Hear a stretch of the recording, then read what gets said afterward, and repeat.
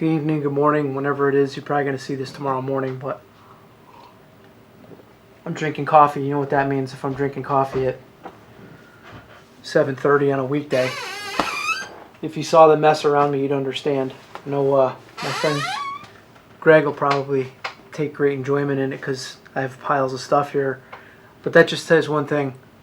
I've been extremely busy, which I am very thankful for. Many of you have been really keeping me going through the spring, and I really appreciate it. I can't really guide right now as much as I'd like to, even though they've kind of opened up our state. I've got a million things going on. My wife just took a promotion, so with homeschooling, it's in my best interest to be here as much as possible. But I'm still getting out to fish about 4 days a week. At any rate, I digress. Today I'm really excited to share with you, I'm starting a series of flies from a local tire that I kind of, I guess you could say, got a lot of inspiration from. There was a guy who owned a shop on the river named Dave Goulet. The shop that he owned was called Classic and Custom Fly Shop. And he was a very, a lot of people don't know this, but if you walked into Dave's shop, he either liked you or he hated you, for one thing. Me and him kind of hit it off, so I guess I was one of the lucky guys. But he grew up in Western Massachusetts like myself. I believe at one time he actually had a shop in the Westfield area, and then he decided to open up a shop down on the banks of the Farmington River. And he was a phenomenal tire. I'll talk more about his tying and stuff, but he did a lot of behind the scenes like grassroots stuff for a lot of the fisheries, especially the Farmington. If it wasn't for him and a whole pile of people that frequented his shop, the Farmington River Anglers Association wouldn't be here. The fishery that we have today would not be here. And you can thank Dave for a lot of that. And you can also thank Dave for a lot of really cool fly patterns. So to start things off today, I'm actually going to be tying what I would probably consider, this is probably the streamer that most people who know Dave recall the most. This one's called the Moby Dick. It's a very simple, basic tractor style streamer, kind of in the vein of, you know, some of the classics. It kind of reminds me a little bit of a picket pin, if you guys are familiar with that wet fly. And I say that this is a streamer, but a lot of people fish it as a wet fly. But I personally had a lot of luck fishing this as in a, you know, traditional streamer style method, you know, doing some sort of a retrieve with this fly. But it's very versatile, very simple. There's 4 materials in this entire fly. I'm going to be tying it on a different hook than what Dave tied it on, but you'll understand why when I discuss it in the video. I think one of the key parts of this whole fly itself is the fact that it's got peacock curl in it. Peacock curl just has amazing fish catching characteristics. A little bit of mallard flank. There's actually some golden pheasant tippets in the tail, and there's a brown hackle in it. It's really simple. I'm going to tie this kind of the way that I like to fish it. I don't think it's any different than the way that Dave would tie it, other than maybe the hook size. But this was one of many. I'm going to try and delve into a pile of Dave's patterns, and we'll go from there. This fly is a pattern that I would, if you're looking for a smaller streamer, and back in the day some people would think this is bigger, this is probably a fly that I would definitely keep in my box. Especially, not so much just for brown trout and pretty much anywhere there's trout, but this is a killer brook trout fly. Any of the small stream brook trout fishing that I do, I always have a few of these in my box in a couple different sizes. And they've saved the day many a times. So enough of me talking. I will get into tying this fly, and then we'll go from there. And hopefully do Dave a solid. Alright, so let's go. Alright, so here we are. We're going to tie the Moby Dick today. Dave's recipe calls for a 3x long, you know, wet fly or streamer hook, but we're going to use a 4x long round bend Daiichi 2220 in a size 10. This is just a good all-around size. Like I said, if you're going to fish this more like a wet fly, you're going to want this a little bit smaller. Beauty of this pattern is you can, it's very versatile. You can fish it a variety of ways. The first thing I want to do though is I like to add a little bit of weight to this, just to kind of get this guy down a little bit. So we're going to put a little layer of super glue on there.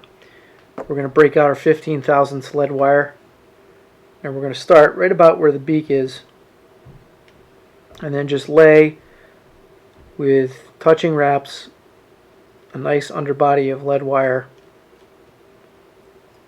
or you could use lead free, whatever you feel more comfortable with. Once I've kind of gotten that in place, same thing, you saw the trick that I've used before where I kind of progressively flatten out that lead wire just so I get a nice little even keel break. I do the same thing, and it kind of snow cones it a little bit. So there'll be a little bit of underbody taper there. Like you see here, you could use 8/0 thread on this. I'm going to use 140 just because you don't need a lot of turns and I want to build a little bit of bulk. So it's just black is the thread on this. We're just going to kind of cover up this wire as best we can. You can kind of see sometimes that happens. The base there, not a big deal. Just lay it out.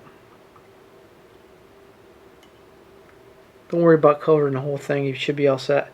So the tails on this are actually golden pheasant tippets. You take a relatively generous clump. You want your tail to be a little bit longer than the gap of the hook. So I typically just go right in and I pull the fibers away from the stem. There we go. That's about where I want it to go right there. Transfer it to my other hand. Just going to do a light little catch wrap, and then I'm just going to kind of work my thread up and over it. Next thing we're going to do is there's a rib on this, and it's basically a brown hackle. You could use and if you look at how this fly's tied to, the hackle is smaller, so it's kind of like tying a Henryville a little bit. So the hackle on this is a size 10 hook. I'm using about a 14 so that the barbs go right about to where the point is. And you want to tie it in with the shiny side, the more colorful side facing you. And it's going to be from the bottom of the feather, where you would pull it out of the plumage, not from the tip up here. So what I'm going to do is I'm just going to come in here, if you can kind of see this. This gives me some purchase. I'm just going to kind of cut those fibers right along the side. Bring my thread back. And I'm just going to take one or a couple turns of thread over it just to kind of catch it. Do it at a 45-degree angle. You have to. Just like you see here. And I'm going to put that aside. The body on this is real easy. It's peacock herl. So try and get a generous clump, like 6 or so of these guys already pre-picked.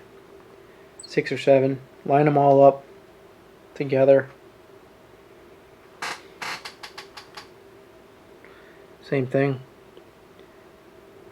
And I try to make these roughly the length of the body. And then just loose spiral wrap over this.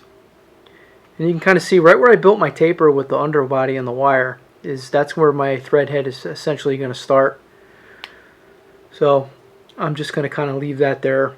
Now I would typically, when I'm tying these, I'll do these with a rotary function on the vise. But I'll tie this by hand.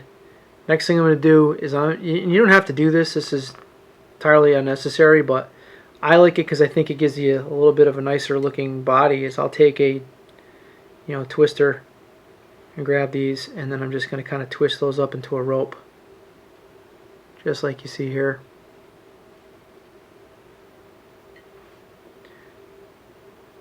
So I've done that.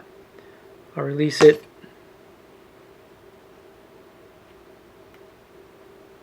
And I'm just going to start wrapping forward with my herl. Now what you could do, if you really wanted to, you could counter rib this with wire, but to be honest with you, it's been relatively durable enough with just the hackle going through it. If you're so content and you want to make it even more durable, go for it and counter wrap some wire through there. Once you kind of get your peacock curl up to where your tie-in point is, you tie that off. A couple turns. I put a half hitch on there, you don't need to. And then now what we're going to do is we're going to take our hackle. Same thing, we're going to wind it right through our body. Palmer it through. Just like you see here. Two over it, one in front. Clip it off. And this is the time where I try to neaten it up as best I can. Alright, so now we're going to tie the wing section of this, and essentially what we're going to do is we're going to take some fibers from either side of a marabou, or not marabou, mallard flank. So I'm going to take some from this side and some from that side, and we're going to match them up together. And when you tie these in, you want your tips of your feather to go roughly just past the tips of your tail. I'm going to take one pinch wrap. If your thread's turning, just give it a spin. Take one loose, kind of like collection wrap like you see here. Then a second. Kind of see where your feathers are. Then a third. And then get in here. Cut the butt sections of that really close. And then you're just going to build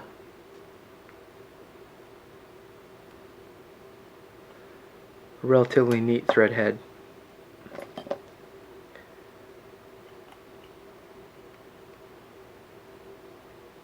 And whip finish.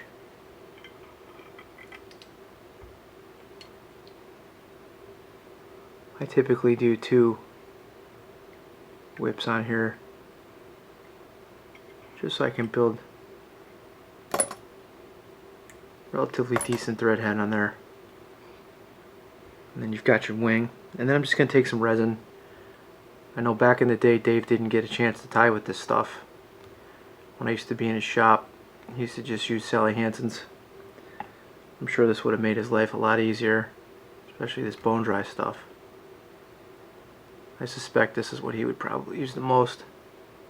For all I know, he's still tying with it where he is now.